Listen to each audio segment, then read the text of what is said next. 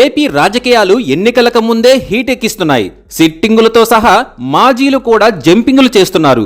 తాజాగా నర్సరావుపేట ఎంపీ లావు కృష్ణదేవరాయలు కూడా వైసీపీకి గుడ్ బై చెప్పారు. అయితే లావు కుటుంబం గురించి రాజకీయ పరంగా ఒకసారి లోతుగా వెళ్లి పరిశీలిస్తే తన కుటుంబం నుంచి రాజకీయంగా ఎదగాలన్నది విజ్ఞాన్ లావు రత్తయ్య కల. అప్పట్లో చంద్రబాబును మొదటి నుంచి గట్టిగా వ్యతిరేకించారు.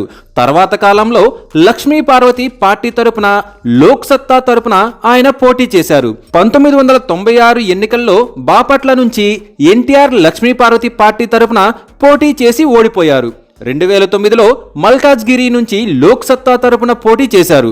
కానీ 4 దశాబ్దాలుగా ఆయన కల నెరవేరలేదు. ఎట్టకేలకు వైఎస్ జగన్ ద్వారా వైఎస్ఆర్ కాంగ్రెస్ పార్టీ ద్వారా లావు కుటుంబం కల నెరవేరింది. 2019 ఎన్నికల్లో నర్సరావుపేట నుంచి ఎంపీగా పోటీ చేసిన లావు కృష్ణదేవరాయలు 1,53,978 ఓట్లతో గెలిచారు.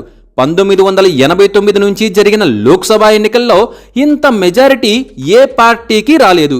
మరి అలాంటి గెలుపును అందించిన పార్టీని ఎందుకు వీడుతున్నారనేది ప్రశ్నగా మారింది. లావు కృష్ణదేవరాయలు పార్టీ మారుతున్నారు.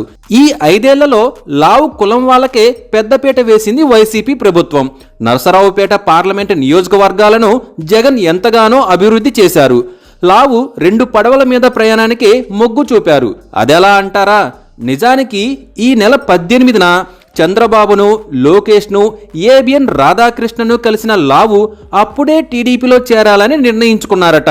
ఈ వ్యవహారం మొత్తం సీఎంకు చేరడంతో లావుకు టికెట్ కేటాయింపుపై ఆచితూచి అడుగులేశారు సీఎం జగన్. నర్సరావుపేట టికెట్లు బీసీలకు ఇవ్వటం తనకు ఇష్టం లేదని లావు చెప్పకనే చెప్పారు.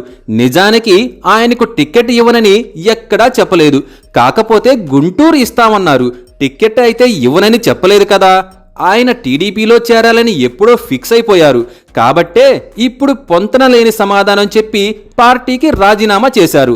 ఇలాంటి సమాధానాలు చెప్పడం కంటే కులం పోరాటంలో భాగస్వామి అయ్యానని ఒప్పుకుంటే బెటర్ అంటున్నారు వైసీపీ నాయకులు.